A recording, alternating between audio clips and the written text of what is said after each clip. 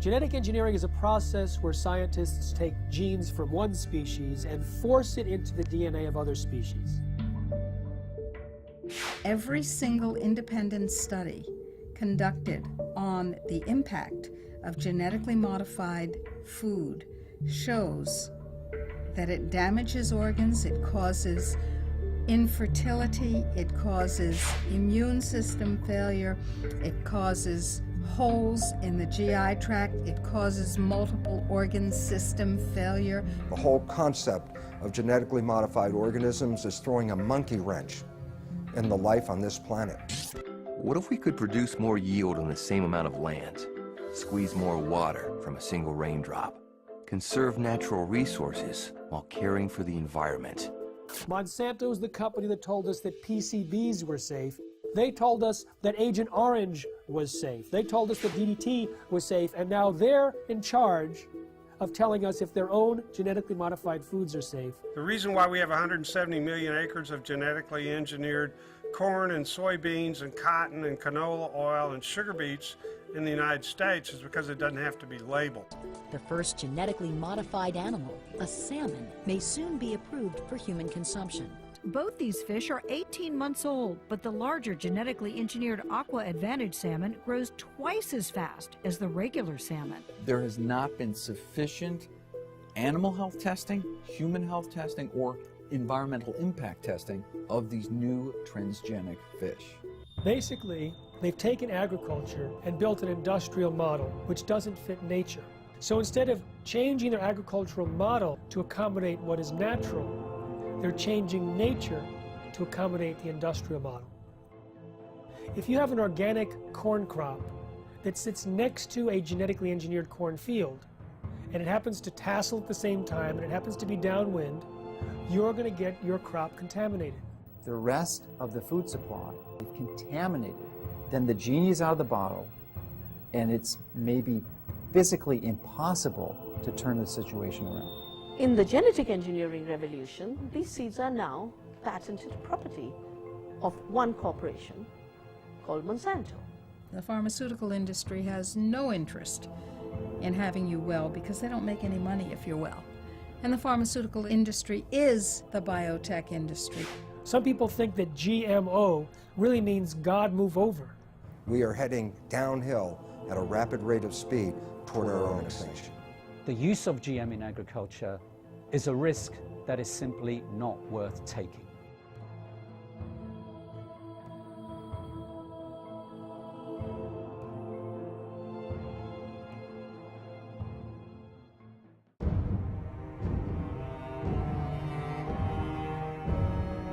Any scientist that looks into the research or the lack of research on the safety of genetically engineered food comes to the conclusion that these foods should not be on the market. They need another decade or two of research.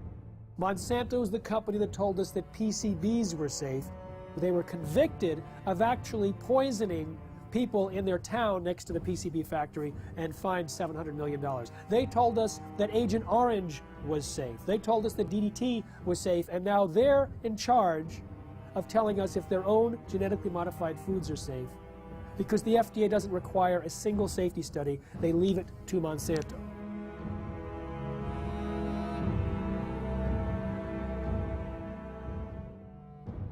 I know Monsanto, as one of the officials of the organization said, we're here to make money. And that's not just Monsanto, that's a lot of food industries. Their job is to make money for the investor. Unfortunately, that becomes the highest priority thought in their minds. Make money, make money, make money. They're not actually making products to make health, they're making money.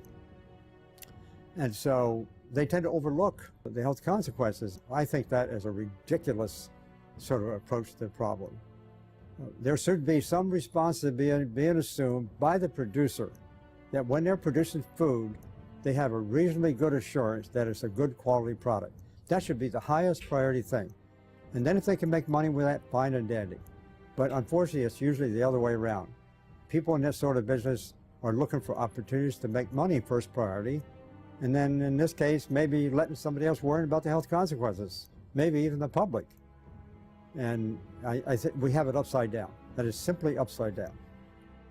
Why did the FDA abdicate their responsibility to protect us? The White House had instructed the FDA to promote biotechnology under the first Bush administration. And so the FDA created a new position for Michael Taylor, Monsanto's former attorney. So Michael Taylor was in charge of policy at the FDA when this GMO policy was created, and then he became Monsanto's vice president, and under the Obama administration was put back in the FDA as the U.S. food safety czar.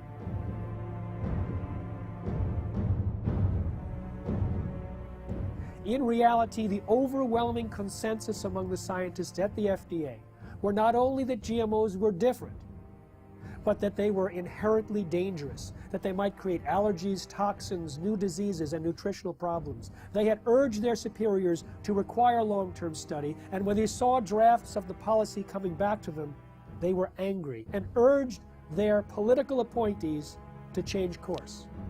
But Michael Taylor and the political appointees ignored the science, ignored the scientists, denied the existence of their concerns, and set forth a policy that allowed GMOs to be put on the market in a way that creates unprecedented risk for human beings and the environment. The FDA is composed of smart people, but they're smart people with a conflict of interest. They're smart people who make their decisions based on what will support their financial needs or their academic needs, not what makes scientific sense. What you can do with GMOs is basically engineer food in ways that make it most profitable from the company's perspective. But from the company's perspective, whatever negative aspects of that might exist are simply irrelevant. And more than being irrelevant, the company is motivated to try to suppress knowledge about those negative aspects. The company is motivated to try to suppress government attempts to regulate in relation to those negative aspects. The company is motivated to try to infiltrate government and lobby government. I mean, when you look at the Clinton administration, Bush Sr., Bush Jr., and Obama, you look at various high-ranking positions in the administrations of all of those presidents, you find people who have worked for Monsanto. Most people don't realize that Monsanto has been around for about a century. They've acquired lots of resources, and they are very clever and sophisticated. They know how the game works. They understand lobbying. They understand bribery. They have been effective at essentially stacking the political structure, the federal regulatory agencies in their favor, to the point that it's almost physically impossible to pass any type of federal regulations or legislation, because the people who make those choices have been in the revolving door of Monsanto. They either previously worked for them or they're paid consultants for them. The governments now, wherever they are dependent on corporations. Who are these governments? Who are these companies? Corporations. Telling people what to do, what to eat, what to feed their children. We are people, we're the children of God. We have constitutions, we have our constitutional rights to eat and feed our families that nature produces. They say, no, we don't have that right. In fact, we're going to force that on you. It's the FDA and the USDA who helped lead the charge for these new food safety bills. There's nothing in those bills to protect you. It's there to protect the genetic engineering industry. And unfortunately, if we don't stop this, you won't see organic farmers. The laws in the bills currently are so strict, so arbitrary, that if you are a small organic farmer, you can't meet their requirements for safety. As a result, you'll go out of business. Not a single human being on earth gets up and says, boy, I can't wait to go to the supermarket and buy a GMO food. And why is that? That's because after 30 years and hundreds of billions of dollars of public and private investment, they haven't been able to come up with one thing in this food that actually helps the consumer. No better taste, no lower price, no more nutrition, nothing. Zip, zero, nada. 85% of all the genetically engineered crops in this country and around the world are designed so you can soak them with weed killers, toxic herbicides. And who are the big companies that do this? Come on, you know who they are. Monsanto, anybody, what? Who else? DuPont, Dow Chemical, Syngenta, Bayer. What kind of companies are these? Chemical companies. As the chemical seed package has spread, and now with genetically engineered seed that originally was free in India because it belonged to the farmers, or was low cost because it was released from the public sector universities that did seed breeding. In the genetic engineering revolution, these seeds are now patented property of one corporation called Monsanto.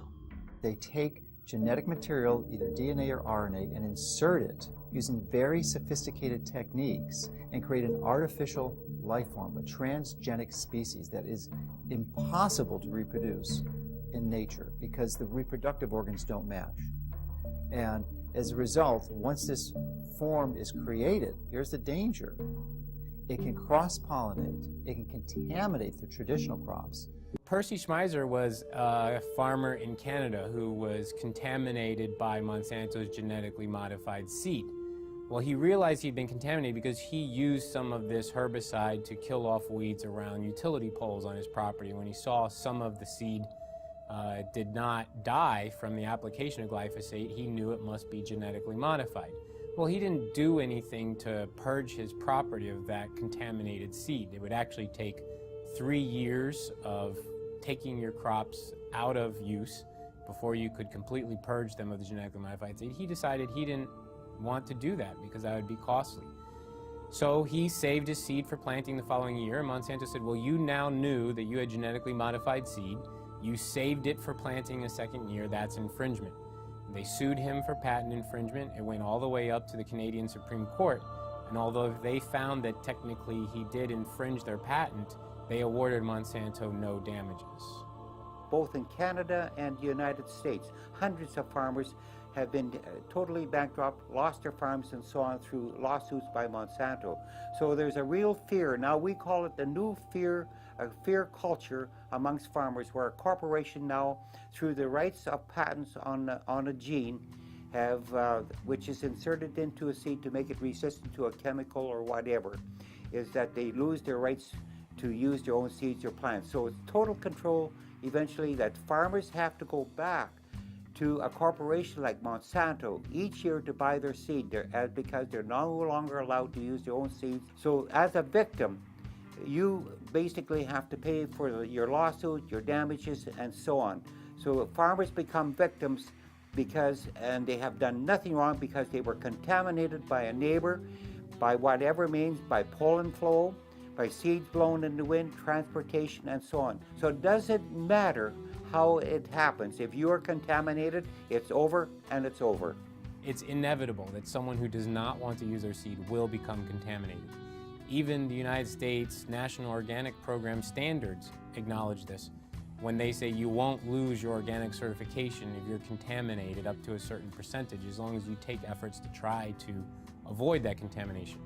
Monsanto has said that it's the responsibility of an organic farmer to use large portions of their own property to set up buffer zones to try to decrease the likelihood that they'll be contaminated by their neighbors.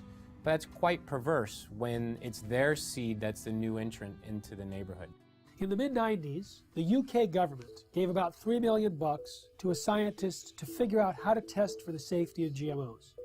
That scientist was Dr. Arpad Pusztai, the world's leading expert in his field. He worked at the top nutritional research laboratory in the UK, one of the best in the world. He had about 20 or 30 researchers working with him in 3 different institutes, and his protocols that he was designing were supposed to be implemented into EU law as requirements for the safety assessments of any GMOs to be introduced into Europe. He took a potato that was genetically engineered to produce an insecticide and fed one group of rats the genetically engineered potato. He fed another group of rats natural potatoes, and a third group of rats natural potatoes, plus their meal was spiked with the same insecticide that the GM potato was engineered to produce. So you have GM potato, and natural potato plus an insecticide, and all three had a complete and balanced diet as well.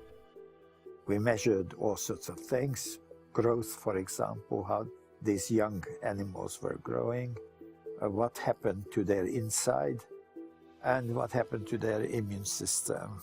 And it became clear that the GM had a slower growth. It had problems with internal development of its organs, and it certainly knocked out the immune system. Only the rats that ate the GM potato got sick. They had potentially precancerous cell growth in their digestive tract, smaller brains, livers, and testicles, partial atrophy of the liver, damaged immune system in 10 days. What was the cause of that damage? It was not the insecticide, because the group eating the insecticide did not have the problem. It was understood that it was the process of genetic engineering itself and the unpredicted side effects that caused this profound damage to every system and organ studied.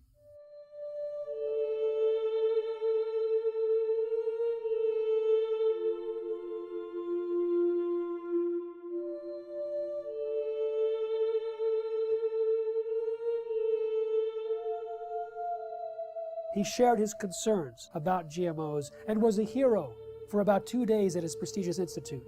The press was going wild. Here was a main scientist who was saying that we should not treat the people as guinea pigs, and that he personally wouldn't eat GMOs from what he understood. The director of his institute received 2 phone calls from the UK Prime Minister's office. The next day, Dr. Arpad Pustai was fired from his job after 35 years, silenced with threats of a lawsuit. His team was disbanded. They never implemented the protocols. Instead, a campaign was launched to destroy his reputation in order to promote and protect the reputation of biotechnology. We do have all the methods available for testing the safety of GM crops. It will be unforgiven by humanity.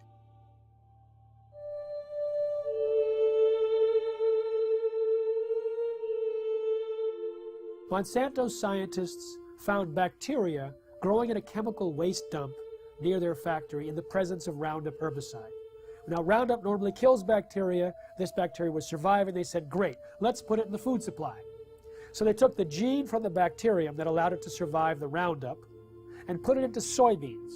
And now those Roundup-ready soybeans can be sprayed with Roundup herbicide, and they don't die. Just all of the other plant biodiversity in the ground dies. The active ingredient in Roundup is called glyphosate. Glyphosate was patented in 1964, not as an herbicide, but as a broad-spectrum chelator. It hugs a lot of different minerals that are needed and does not allow the plants to access them. It also destroys some beneficial microorganisms in the soil, which normally provide nutrients to the plant. It also promotes pathogenic organisms in the soil, which then overrun the plant. And so it creates weaker plants, stronger disease, and the disease does the killing. Now, what do the livestock in the United States eat? They eat largely Roundup-ready crops. Roundup-ready soy, corn, cottonseed, canola mash, sugar beet pulp, and soon alfalfa. So a huge percentage of their food intake is Roundup-ready crops. Now remember, Roundup pulls the nutrients out of the crop. It makes them unavailable. So now we have millions of livestock eating nutrient-deficient food. And what do we eat? We eat plants and we eat animals and take their milk. So it turns out it's a perfect storm now, not just for plant disease, but for animal and human disease. When 44,000 secret FDA memos were made public from a lawsuit about the subject of genetic engineering, the director of the Center for Veterinary Medicine made it absolutely clear that GMOs in animal feed had a unique danger. Toxins can bioaccumulate in animals and in their milk. And so if there were toxins in genetically modified feed, then we might have higher levels of those toxins in the animals that eat the feed or in their milk or other products from those animals. All our food, 90% of Canadian crops, American crops now are produced by genetic modification, or at least they're contaminated. with genetically modified corn, genetically modified soybean, genetically modified everything. 95% of all the genetic modifications are done in order to allow the plants to survive more chemicals being sprayed on them and to allow the animals to survive more drugs being put into them. And of course, what happens is that when their genes are changed, our genes are changed by consuming them, just as the superweeds and the superbugs are genetically altered by consuming them. The bug eats the plant, its genes change. The animal eats the plant, its genes change. We eat the animal or the plant, our genes change. Our babies' genes change, and the change is permanent. They do not want you to know which products you're buying in the grocery store might contain genetically engineered ingredients. They say that label would confuse consumers. They say there's no difference between genetically modified foods and non-GMO foods. Well, that's absurd. That's what the word modified means in genetically modified. It is modified, it is different, and it is, in many ways, a threat to the health of the people of our nation and people around the world. Genetic engineering is a process where scientists take genes from one species and force it into the DNA of other species. Even though there's been very little study on the health dangers, there's been sufficient evidence of harm to cause the American Academy of Environmental Medicine to say all doctors should prescribe non-GMO diets to everyone. They say that the animal feeding studies link GMOs to reproductive problems, immune system problems, accelerated aging, organ damage, gastrointestinal distress, dysfunctional regulation of cholesterol and insulin, to name a few. If you take the gene of a cow that helps it to produce milk, that produces a hormone called the bovine growth hormone, and if you take that hormone and you start injecting into the cow, the idea here is then the cow will produce more milk. The companies like Monsanto and Eli Lilly, who invented this hormone independently, and they said there's nothing wrong in doing that because it's substantially the same hormone that the cow produces. That is wrong. Because even if you take natural bovine growth hormone and you give injections of it to cows, then the cows will get sick. Just like if you took human insulin and you started to inject human insulin back to people, they will get insulin shock, they could die. But the cow receiving this hormone will actually be sick. It'll have pus in its milk because it's producing too much milk. The teat canal of the cows will get infected. It'll have to be treated with antibiotics. When the Canadians were evaluating bovine growth hormone, the senior scientists there testified before the Senate that Monsanto had offered them a bribe of $1 to $2 million to approve RBGH without further study. They say documents were stolen from a locked file cabinet in the government's office, that they were being pressured to approve the drug, which they thought was of questionable safety. What we have is rigged research, hijacked regulatory agencies where many people at the agency, at the FDA, that was approving this bovine growth hormone were from Monsanto. Monsanto's former attorney, 2 former researchers. In fact, Richard Burroughs, who was an independent veterinarian working at the FDA, he was fired. He was told he was slowing up the approval process. Well, he sued and was reinstated back at the FDA, but during the trial, his boss admitted that the whole thing was a setup to get him out. He was in the way of the approval of bovine growth hormone. In the U.S., there's evidence that articles have been published that scientists who do any research on that possibly could show negative results of genetically engineered crops are harassed. They are denied funds. The universities that depend on industry money are pressured to not allow this or to discourage this kind of research.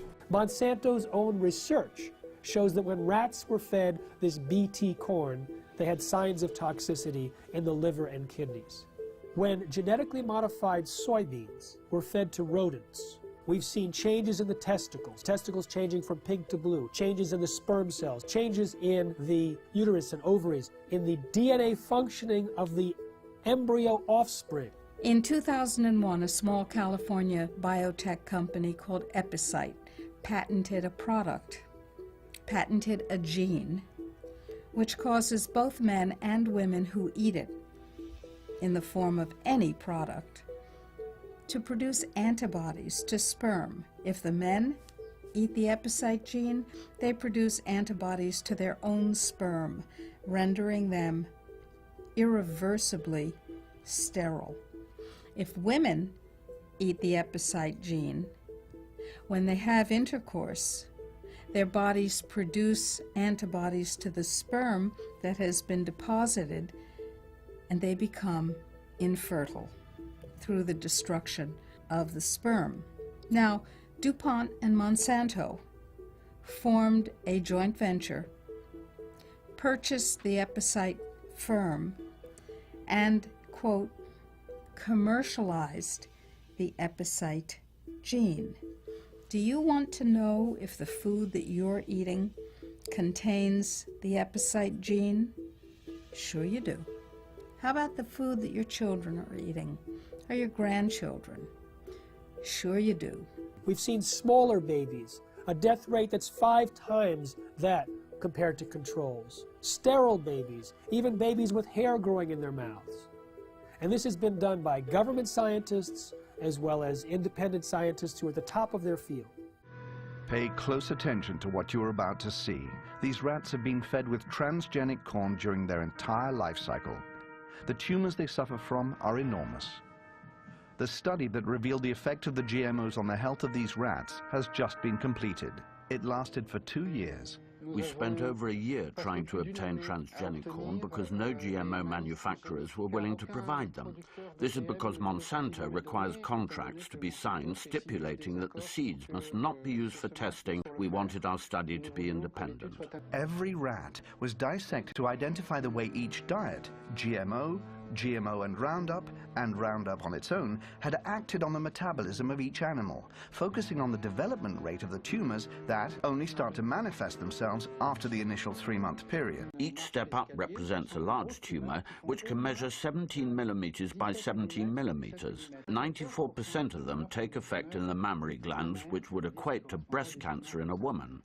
We are faced with renal tumors for the males. Some males also suffer from mammary tumors. One could have thought that the main cause of death was coming from the pesticide added to the corn.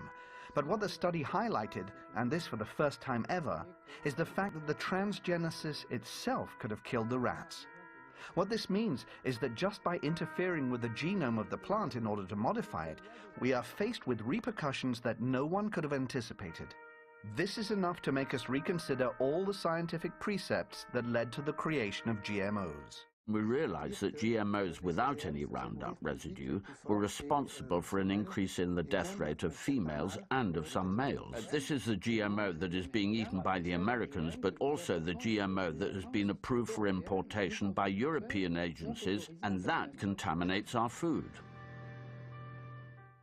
When they allow animals to graze on the cotton plants after harvest in India, for years and years there was no problem. When they introduced this Bt toxin-producing cotton, thousands of sheep died, buffalo died, goats died. I've interviewed the people myself, seen pictures of their dead animals. These animals were successfully grazing on non-Bt cotton plants for years. In one case, 13 buffalo grazed on Bt cotton plants for a single day, and within 3 days they were all dead. Unfortunately, there's not sufficient follow-up. One small non-governmental organization pleaded with the government in India, please do some research on these animals. The government refused. They pleaded with universities offering to pay for the research themselves. They refused. So this small NGO did their own research. They put 3 sheep in one field with Bt cotton Bollgard 1, 3 with Bollgard 2, and 3 with non-GM cotton. Within a month, all 6 sheep eating the Bt cotton plants died. But 3 eating the non-Bt cotton plants had no symptoms. But their research was dismissed because it wasn't a government agency or a university. So we have a situation where the evidence is there, but it's not being paid attention to because it's being drowned out by the big bucks and the biotech industry with their tobacco-type science and their distortion and denial of the facts. Unfortunately, Monsanto's lobbying power and their financial weight, they are able to use corrupted corporate science, something that I call cigarette science, to get these products slipped into our food stream. The only human feeding study ever published on GMOs showed that the gene that was inserted into the soybean transferred into the DNA of the bacteria living inside our intestines and continued to produce that protein. So if it happens to be an allergen and you're allergic to it, you may be continuously triggered over and over again by the production of that allergen from within inside your own intestines. When we look at the quality of the nutrients in our soil, we see that that has become actually a victim of industrial agriculture, which destroys the microorganisms in the soil and then puts in a few nutrients as if that were enough to provide a healthy diet. It turns out that the current industrial agricultural model was based on surplus military products after World War II. They had extra bomb-making material that worked as fertilizer, so they created the synthetic fertilizer industry. They had excess nerve gas that they could use as insecticides, so they created an insecticidal industry. And by steering the farmers and the land-grant universities and all the population towards these high-input, corporate-driven agricultural models, we actually stripped away some of the health and some of the nutrients that were vital and are vital to the health of the people and of the livestock. The plant's ability to absorb nutrients out of the soil is restricted with GMO seeds and plants. And that's why the nutritional value is going down, and that has become a very big concern. And there's a very big concern that many of our foods that we eat, nutritional value contents have to be rechecked because it has changed. It alters the structure of a plant when you put a GMO gene into a plant. So you no longer have the same type of plant, and you've changed the makeup. Monsanto is the only company I know of that doesn't want you to know you're buying something that has their technology inside it. You know, cell phones, computers, automobiles, everything else we purchase, clothing, is branded because everyone wants to know, they want consumers to know that their product is inside whatever you're purchasing. But Monsanto wants that to be a secret. If you go and purchase any of their bags of seed and you look at the back, there's a big, huge box with a big stop sign. And when I first saw this, I thought that meant stop, this seed is dangerous. Don't swallow it, wash your hands after you've touched it. You know, all those health warnings are lower down the bag in smaller font. If you look in the box where the stop sign is, it actually says stop. These seeds are protected by the following patents. Your use of these seeds must be in compliance with the license agreement. You may not save the seeds for replanting, blah, blah, blah, blah, blah. So they object to labeling of food that consumers buy, but they have no problem with labeling their own product with all of their patent numbers. So there's some things that they want the public to know and other things that they don't. Traditionally, the proponents of genetic engineering have stated that there's relatively no risk or essentially no difference between genetically engineered plants and products and conventionally raised products. Well, new studies dispute this quite widely. There was a study done last year in the Journal of Reproductive Toxicology that showed that over 93% of genetically engineered toxins were found in the blood of pregnant women and 80% in the fetuses. So this potent crop toxin is being transferred into the population. Genetically modified soybeans has as much as 7 times the amount of a known allergen compared to non-GM when the two are cooked.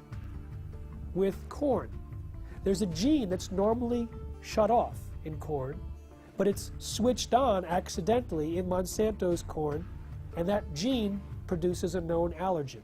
There's also more herbicides used on these genetically modified herbicide-tolerant crops like Roundup Ready soy, and the excessive herbicides might promote allergic-type reactions. Peer-reviewed studies show that there's an association between heavy GMO consumption and serious health problems, including asthma and food allergies. There's also a damage to the pancreas and the production of enzymes that are used for digestion in mice that are fed GM soy. If we take longer to digest proteins, then that means eating genetically modified soy might cause us to be reactive to a wide variety of foods, not just to GM soy. The real risk here, the real concern is that these threats to the food supply are validated. And there is, the GE crops are the predominant crops, and they've contaminated the rest of the food supply. Then the genie is out of the bottle, and it's maybe physically impossible to turn the situation around.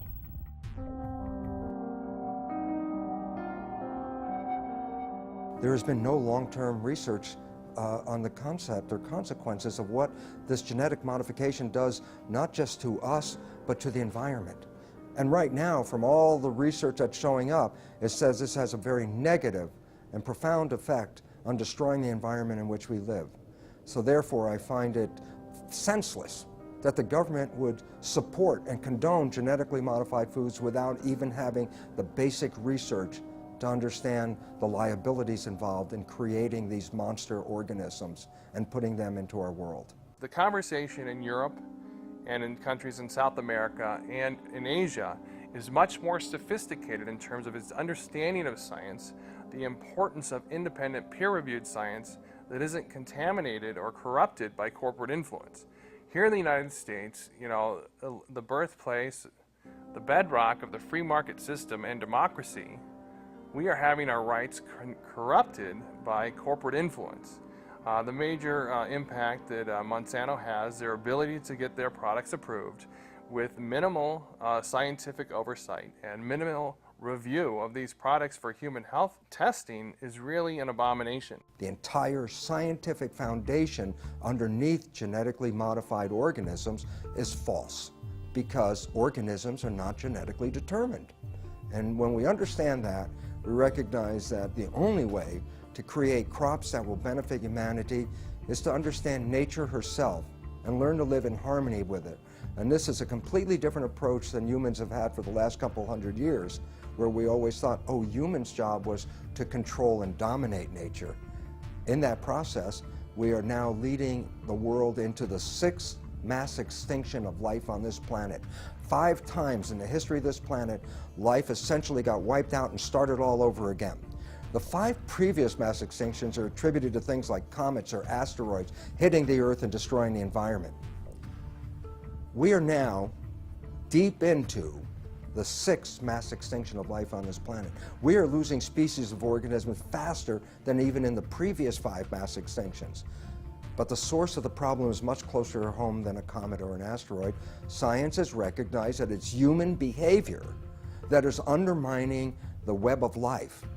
Rather than trying to control nature, our mission is actually how to learn to live in harmony with nature. The FDA, which treats the American people as slaves, knows that if people knew the truth about how healing their foods can be and how dangerous the processed foods really are with all their chemical contaminants and their genetic modification, if people knew the truth, they would demand food freedom. They would demand access to healing herbal therapies and healing dietary supplements. They would demand that the FDA back down from its intimidation campaigns that have been leveled against producers of dietary supplements and herbal remedies and raw dairy products and so on. The people would demand that if they knew, and that is why they are kept ignorant under this campaign of disinformation currently being waged by the FDA. I've been vigorous in my opposition of these strategies that these large corporations use to use their influence for their benefit. And as a result of my positions, I'm frequently criticized by their own local networks, the skeptic networks and such. And they're also their ability, because they are so politically connected, to use the federal regulatory agencies to come after me personally, to file claims against, or statements against my company, and also to criticize me such that it can be viewed in most of the traditional media to skew the information, the truth of what we're saying. They twist the tables. It looks like we're the bad guys when actually nothing could be further from the truth. We're just seeking to help people understand what the true reality here is, and give them the tools to make that distinction and give them the right to know. In the early 2000s, Monsanto and the biotech industry vilified a scientist for his linking of Bt corn to a decrease in monarch populations. 2 years ago, another research paper came out confirming that yes, Monsanto's Bt corn and their Bt cotton products were actually reducing the habitat of monarch butterflies. Monarch butterflies are the canary in the coal mine on the prairies in the Midwest. Of the major impacts, the negative environmental impacts that these products are having. The large-scale cultivation of GMO crops can harm biodiversity in a number of different ways.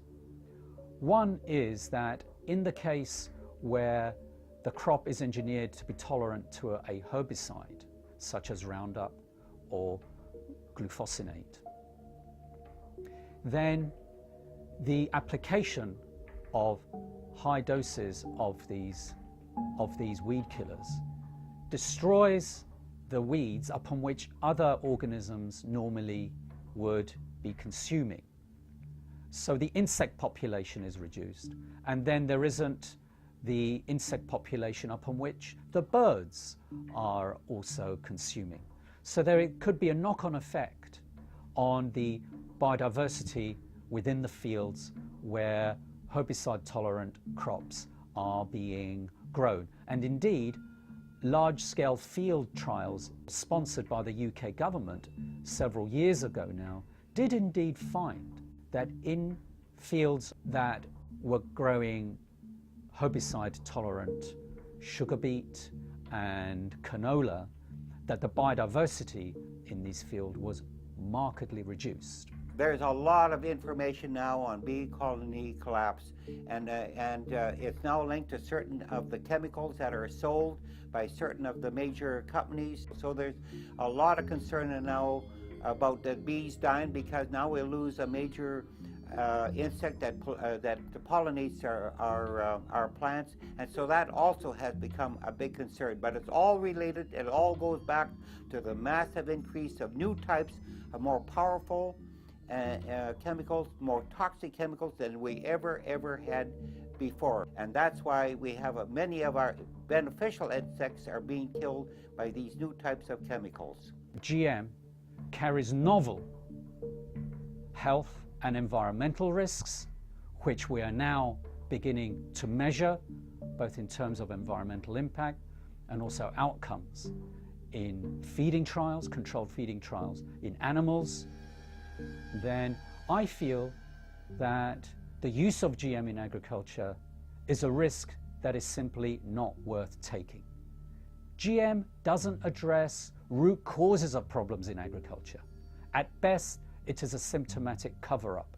No genetically modified crop can grow unless it's attached to some kind of a pesticide. Those pesticides, more and more, are in these plants. They may have killed the weeds, they may have killed the insects, but the product is still on the plants, and if it's washed off, then it's in the water, it gets into the lakes, it gets into the oceans, it's everywhere. And it's toxic, it causes cancer, it also causes endocrine disruption. That's a technical term for change of hormones. They don't even want to label that this is genetically modified. The milk is genetically modified, or the crop is genetically modified. They say, if we label that, we won't be able to sell it because people won't buy it. Of course, people won't buy it because people don't want it.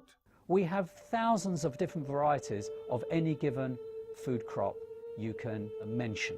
And by simply dipping in to this already existing reservoir of varieties of crops, resurrecting old crop varieties which have been displaced, could readily meet our food needs without having to resort to the risky procedures associated with GM.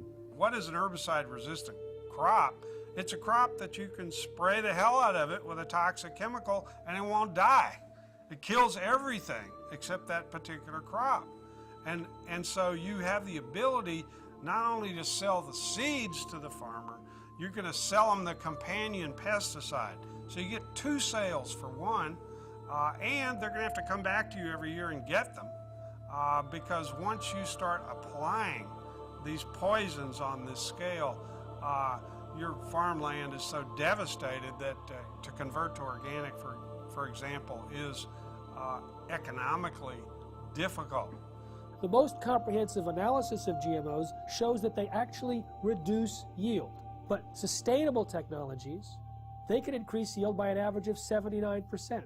What BT corn does and BT soy does and what Roundup Ready does is it decreases labor. It's labor saving, as if we need less farmers in this country. And we have a limited planet, so more people farming is the key to higher yields, not chemicals. GMOs are stealing the money away from these more appropriate technologies. We have more food per person than any time in human history. We have enough food grown to feed 11.3 billion people. What we don't have is the ability for people to access that food, and so it's not a silver bullet of increased yield that the biotech industry tries to sell us. The ISTAD report proved that organic and sustainable agriculture had the same and higher yields than conventional, chemical-intensive, genetically engineered crops. These herbicides are actually having a major impact in killing the beneficial soil microorganisms in the soil, which actually not only add to the yield gains, but also the nutritional value of these plants. Cotton production has increased in this country because of acreage, not because of the BT technology. Rice and wheat production increased in India because of irrigation acreage. Land and water account for it, not the seed and the chemicals. In fact, the seed and chemicals have created a scarcity. First, the new seeds had to be grown as monocultures, so you had less food. Today, we're importing pulses from Canada, from the United States.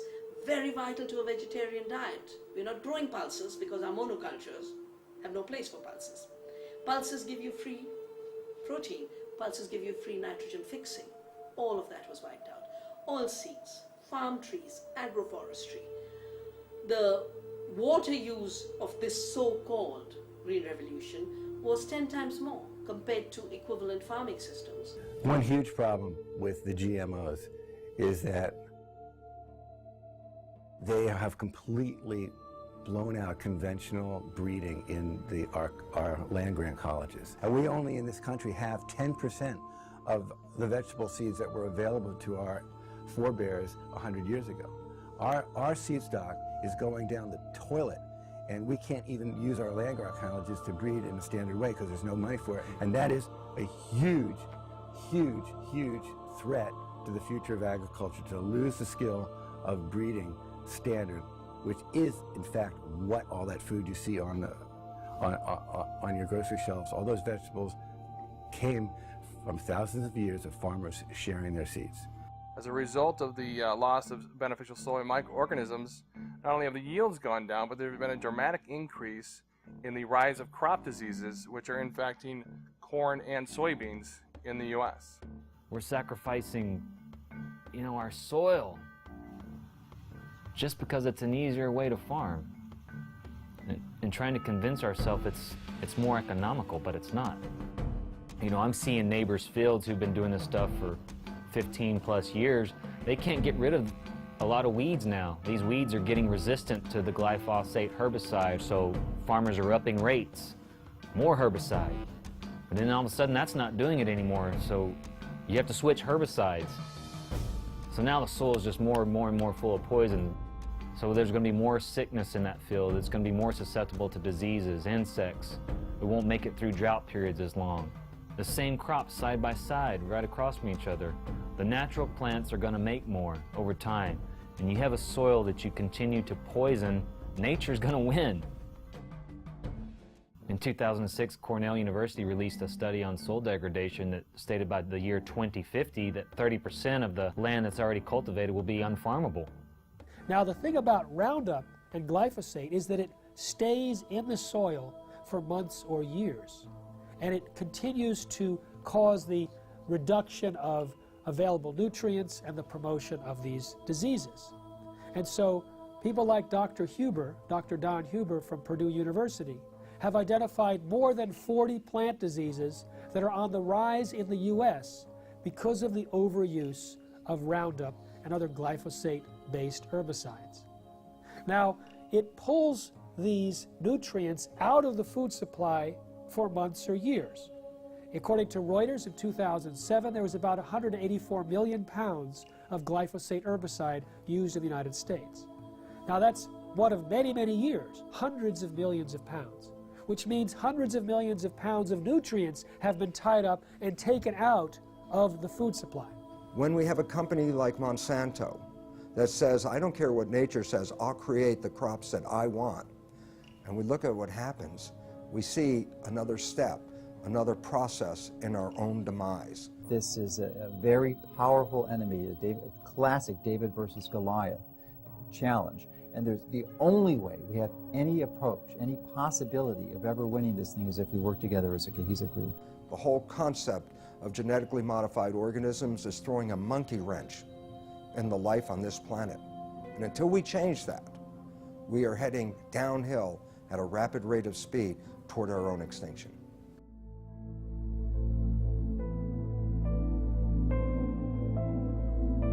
Genetically modified organisms are living beings where genetics or DNA of one species is taken out and transported artificially into another organism, and in other words, some sort of genetic manipulation, genetic engineering has occurred. Nature, God if you like, does not permit that. You cannot take the gene of a bacteria and put it into a pig or a people or anything like that, or vice versa. They've put spider genes into goats in the hopes that they can milk the goat to get spiderweb protein to make bulletproof vests. They've put cow genes into pigs and made cowhides on those pigs. They had what was called an enviropig, a pig that would have manure that was less toxic. They can create these featherless chickens to kind of better live in these tight battery cages, these small barren wire enclosures extending down long rows and often windowless sheds. It can be 1 million birds in a single shed. How do you do that? Well, without them overheating, where you have this mass ventilation fans. But another way, you just take off their feathers. There's a genetically modified salmon that was created by Canadian researchers that was tested up in Canada. They put these frankenfish into tanks and they fed them sufficient food and there was no problem. When they reduced the amount of food, the frankenfish freaked. They started killing and eating their neighbors. So what happens if the FDA approves these frankenfish and let's say they escape into the ocean? I don't know what's worse, the extinction of natural salmon or the roving of these frankenfish going around and killing and attacking other species and changing the whole ecosystem balance. They both have a mating advantage because they're larger, but they have a survival disadvantage, and it's that combination that should a male transgenic fish escape into the wild cause the rapid collapse and extinction of both transgenic and wild fish in as little as 50 generations. Scientists take genes from one species and force it into the DNA of other species. Now the process itself creates massive collateral damage in the plant or animal, but they don't test for those changes and the side effects before they introduce, say, the crop into our food supply. DNA is the inherited material of life, and it is where genes are structured. So we inherit half of our DNA from our mothers and half of our DNA from our fathers. And within the DNA are the genes that encode for all the structures of the body. So the DNA is like a blueprint.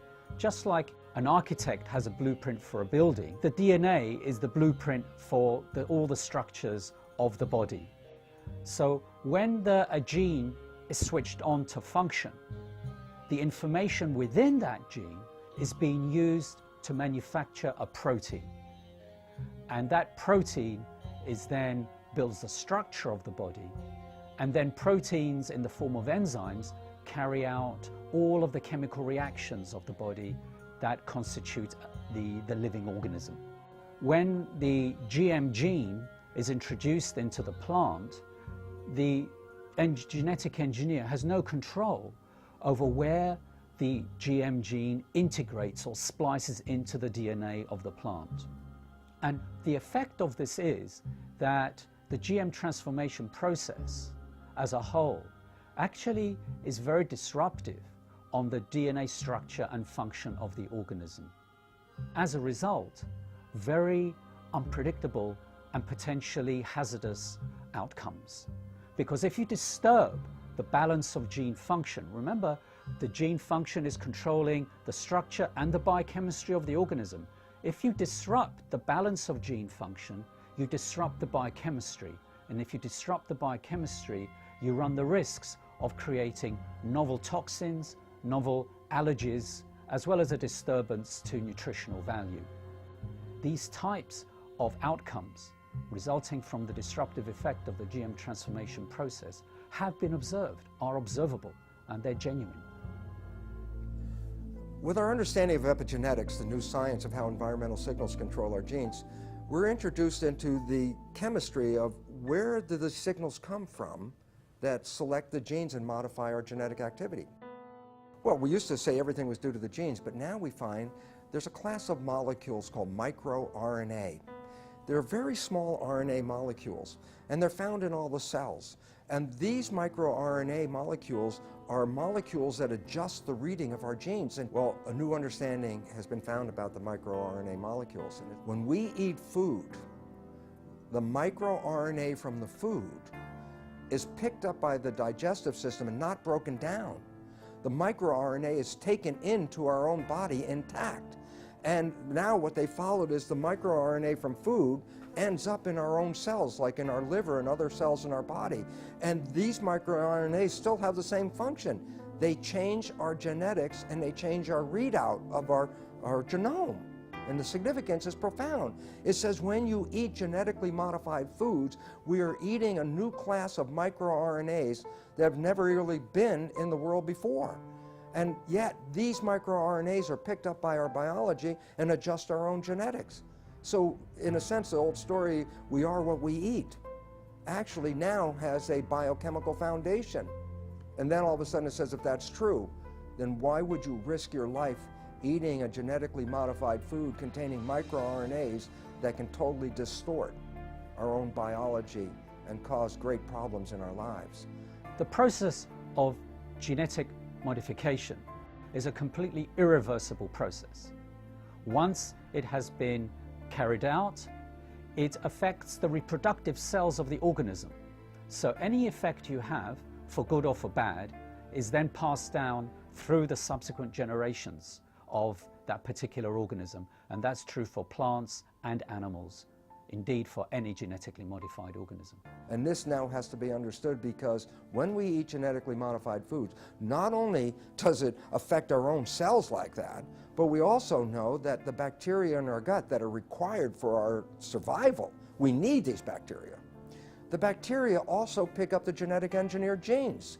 And we modified the gut bacteria. And you say, well, why is that relevant? Well, not only do we need the gut bacteria for our survival, but the gut bacteria change our genetics.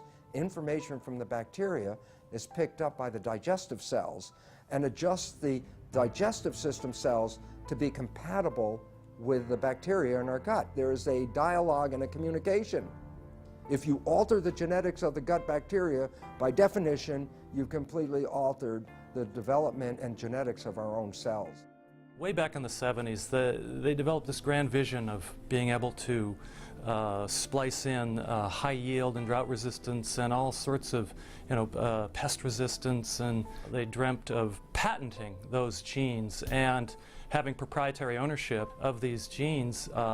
And during the 80s, that indeed came about from a number of court decisions. They believed they could make billions of dollars from these proprietary gene transfers to make food do certain things or crops do certain things. When the evidence came out that there were fundamental flaws in the genetics, they just did not want to know.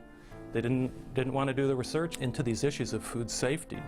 and they went ahead with their development, yet they weren't doing the basic research. You see, GMOs are the product of an infant science. And now we are feeding that product to the entire population.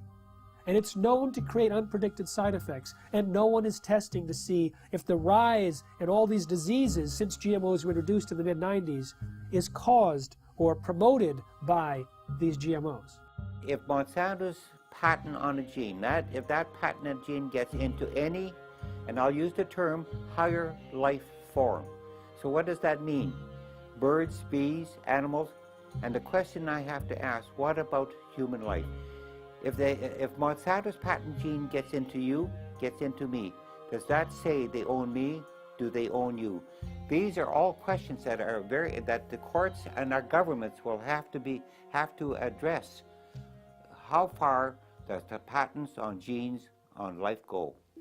There have been over 140 lawsuits filed by Monsanto against farmers, including against those farmers who wanted nothing to do with Monsanto's genetically modified seed. When you ask Monsanto whether genetically modified seed is natural, they have two answers, yes and no. And it depends on which side of Washington, D.C. they're talking. If they're at the FDA or the USDA, they say genetically modified seed is absolutely no different than natural food. It doesn't need to be tested, doesn't need to be labeled. The public doesn't need to know if their food's been genetically modified because it's no different. Then when they're on the other side of Washington, D.C. at the patent office, and the patent office is saying, well, you don't deserve a patent because your seed is no different than natural food.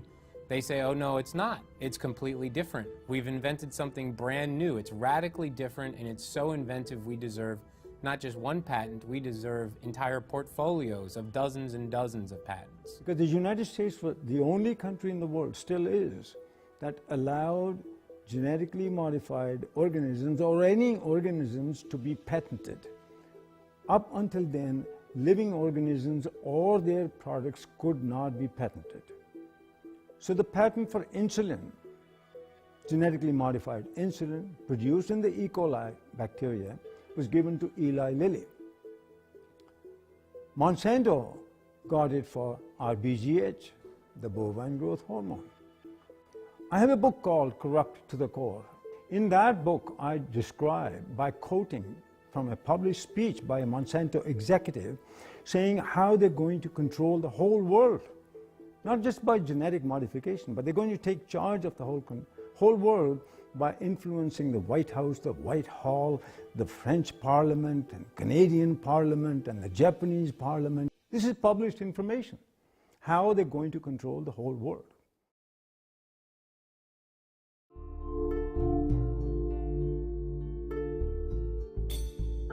American people are beginning to become more aware and wake up to the fact that their government has been corrupted by corporations and the food that they're feeding themselves has possibly serious human health risks. In the European Union, where labeling is required, there's almost no genetically engineered food on store shelves, in restaurants. There's almost none of it planted. Today, more than 50 countries around the world allow labeling of genetically engineered foods.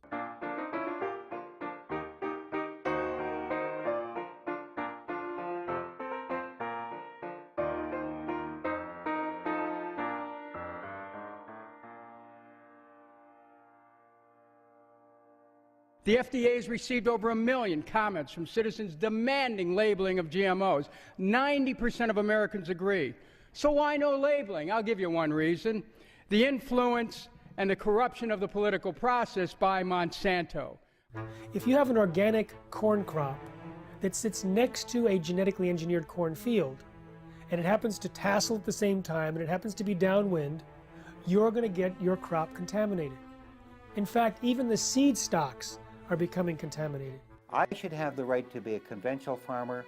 You should have the right to be an organic farmer if you're right. But if we have GMO farmers, you no longer, remember this, you no longer can have an organic farmer, you can no longer be a conventional farmer. You'll become a GMO farmer whether you like it or not. An expert in air pollution calculated how far corn pollen could travel in 24 hours, which is the maximum time that it can remain viable to cross-pollinate. It could travel under certain weather conditions over 500 miles. They want the public to sit down and not think about what happened before this piece of meat got on my plate. What happened before this glass of milk sat on the table? We have an ethical responsibility, I believe, not just to other humans and to the future generations. We have an ethical responsibility to all living creatures. We have increasing numbers of retarded and autistic and genetically damaged people among us. We have increasing numbers of lethal allergies and potentially lethal allergies that coincide with the introduction of genetically modified food. We have increasing amounts of autoimmune problems. We have increasing amounts of pretty much everything. The pharmaceutical industry has no interest in having you well because they don't make any money if you're well. And the pharmaceutical industry is the biotech industry, and it is the agrochemical industry. Thousands of doctors are now prescribing non-GMO diets to every patient. In fact, the American Academy of Environmental Medicine urges all doctors to do so. They evaluated the animal feeding studies and said that there's a causal relationship between GM feed and disorders, and they urged the government to put a moratorium in place on GMOs, and of course they're for labeling. My God, we are the sickest of the major countries in the world, and we're also becoming the dumbest of the major countries in the world. And the significance about that is, what a coincidence.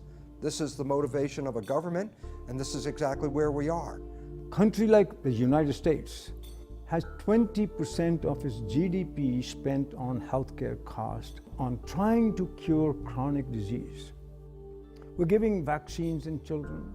We're giving all these other drugs, bad food, pesticides, hormones, everything getting into the system in animals and people. This is going to drive countries bankrupt.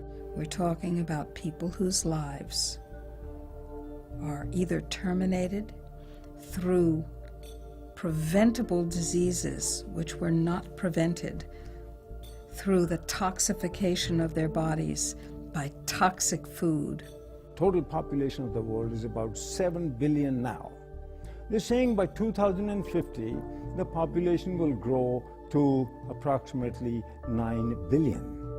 And these companies and the governments all over the world are saying the amount of food in the world will have to be increased to twice the amount. Biotech industry is promising to feed the world with crops that will have higher yields, even though it's not the amount of food right now that's the critical issue, it's access to the food. And access to the food is largely an economic issue. There's no shortage of food. This is purely due to corruption, because corrupt people in power, won't let poor people have their share. Now, since GMOs were introduced, there has been a dramatic increase in infertility in the United States. But there's significant evidence both in laboratory animal feeding studies as well as livestock experience to point a finger at Roundup-ready crops as a potential cause. The newest information of a study just published a week ago shows that these toxins in the food have actually been associated with an increased intensity of obesity, and this is found in salmon and rats. And there are other suggestions that they produce long-term imbalances in fertility rates, in hormonal levels, and immune function, and the ability to digest foods. Big agricultural and chemical companies don't want to label GMOs. What these corporations say is that labeling GMOs will increase our food bills. What I say is if they're so concerned about our bills, then they need to focus on a bigger price tag, and that's our healthcare costs. And we're not just talking about the cost of medications here. How about the cost of missed work and lost productivity when parents have to rush their child to the emergency room or to a doctor's office? And for the children, how about the missed school and summer camp? We're talking about the emotional and societal cost played out over and over again, hundreds of thousands and millions of times over. So these companies that are promising us to have abundant food, bring prosperity, they're lying, and the governments are with them? I think if you really want to know the true story about what corporations are doing in our society, about the various harms and dangers that they present, you can't rely on mainstream media. You have to go deeper and you have to go further. That's going to be a very important piece in us moving forward. The fact that we do have those sources of investigation that are not beholden to corporations or corporate media, and that we do have a mechanism in the internet for disseminating them broadly. We have this sort of common enemy that has allowed the profession, the healthcare professionals and the journalists and a whole variety of individuals and media sources who you wouldn't think would be aligned. And typically, many of us have disagreements on certain issues, but we've all come together to realize that this is a very powerful enemy, a classic David versus Goliath challenge. And there's the only way we have any approach, any possibility of ever winning this thing is if we work together as a cohesive group. So what you see is Monsanto genetically contaminating crops, monopolizing seed and destroying biodiversity, turning farmers into serfs through this indebtedness, corrupting government, undermining law and regulatory process, and worst of all, polluting scientific knowledge. They're polluting genetically, they're polluting politically, and they're polluting epistemically. They're even stealing our minds. Through the food we eat, through the television and programming and the news media we receive, that information alone constitute what you might call the nocebo information. That negative information about the world is causing us to become sick. The food we eat exacerbates that same problem. We are living in a situation where we must take back our own power.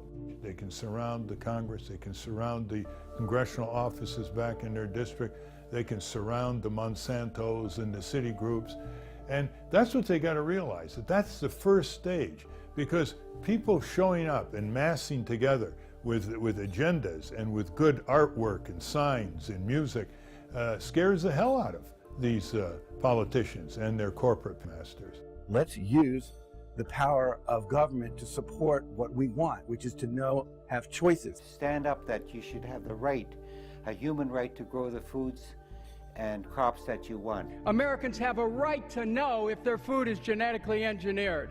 It's time for labeling. It's time for people to know how their food is being produced. It is completely pro-capitalist to have things labeled.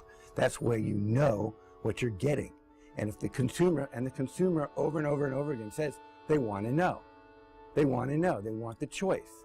But producers are freaked out because the choice is not going to be for them. We have to start now and not let more contamination exist and more danger to human health and the environment to the massive use of chemicals. So by stopping GMOs and eradicating GMOs, you'd also then stop less chemical use and more danger to the environment. And all of us are very concerned about human health and the environment. What's going to get your children through this and your grandchildren's generation? What are we handing off to them? What are we passing down to them? If the earth is us and it's our greatest legacy, what are they inheriting?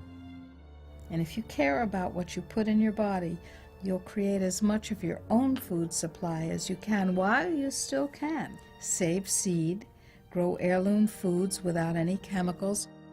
I mean, there's dozens, if not hundreds, of methods and ways that we can go about correcting this and preventing this, but we have to start making those changes now. It's very important to be an organic farmer for the future of our children and our grandchildren and even ourselves in the food that we eat. Don't give up your rights, our human rights, to this.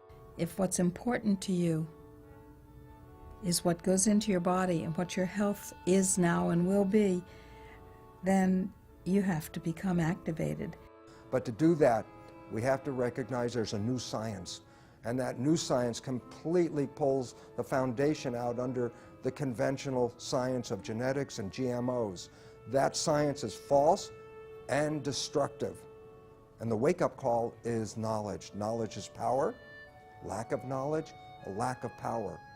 And what this world is suffering from now is a lack of knowledge, because we do have knowledge. We have knowledge that says how we can thrive, live to a ripe old age of over 100 very easily, and enjoy the experience of being on this beautiful planet. In most Native American cultures, their beliefs or their concepts were based on, will this last for 7 generations? Whereas we're asking, what can get me through this year economically? 1 year, 12 months. That's one of our greatest problems right now, is to leap over that barrier, that mentality. Globalization has happened, it's here. But its effects have to be reversed. Globalization in a good way, where people learn about each other, people learn about each other's religions, to tolerate each other's spirituality, work together, work in nature, work with God. Because it's time for us to re-empower our lives. For 10,000 years, humans grew crops without chemicals. You know, it's time that we get mandatory labeling. It's time we cut down the biotech bullies to size. And then now, let's have that discussion again about chemical agriculture versus organic or traditional agriculture. The overwhelming majority of the public want us to produce food and to raise animals in the natural, healthy, humane way, in a way that doesn't destroy the environment, public health, and the climate. And we're going to get to that point, but it's going to require, as I often put it, the food fight of our lives.